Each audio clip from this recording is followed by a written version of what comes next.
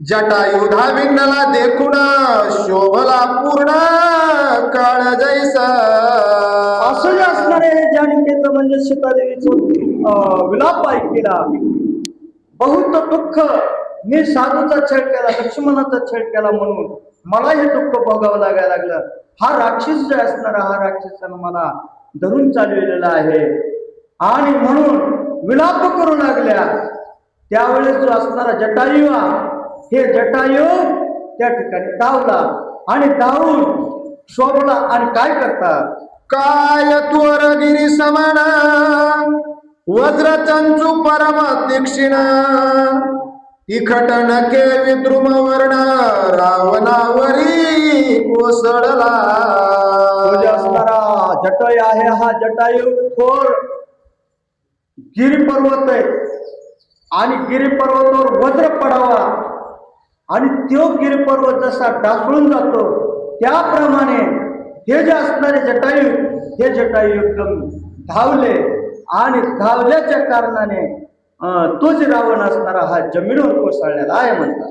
जटायू म्हणे रे दुर्जना महानिष्ठुर खळ मलिना सांडी वेगी श्रीराम ललना नाही तरी प्राणा मुकशील. तो जे असणारा जटायू, हा जटायू त्या रावणाला महाकठीण अशा शब्दामध्ये बोलू लागले. तो निष्ठुर आहे, खळायस तो, आणि तो जे असणारा कसा आहे, जी मल्लीन आहेस, मल्लीन, तुझ्याकडे सगळे दोष आहेत.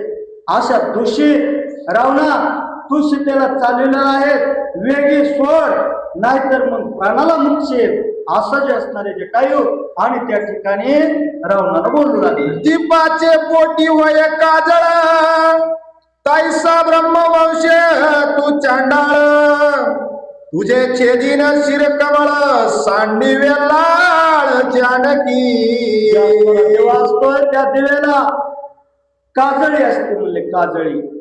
जर समजा दुसऱ्याही काजळीला चमचा लावा, काही लावा, त्याच्यावर जसं काळं होतंय त्याप्रमाणे तू दूषित आहेस, काळा आहेस तू, आणि काळा असल्याच्या कारणाने तू जे असणारा निष्ठुर आहेस.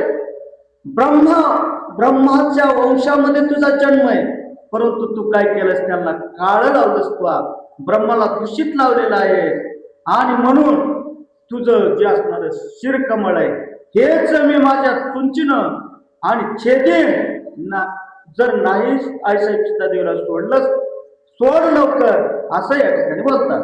कासया केले वेदाध्ययन काय कोरडे ब्रह्मज्ञान जळ तुझे तपाशरण शिव भजन व्यर्थ केले. हे राजा रावणा, तो जे असणारा काय केलंस, वेदाध्ययन करतोस, वेद अध्ययन करून कोरडा पाषाण आहेस तू. अरे ब्रह्मज्ञान सांगतोस, ब्रह्मज्ञान सुद्धा तुझ्या पुढं कोरडा आहे.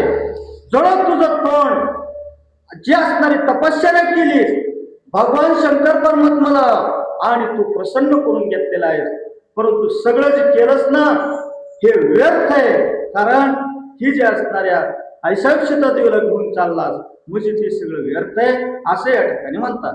जो जगद वंदे जगद उद्धार त्याची वस्तू नेशी तू तस्कर तुझे कर्ण नाशिक समग्र छे दुनियाजी टाकीन. हे रावणा, तू जगत वंदे जगत उद्धार करणारा जे असणार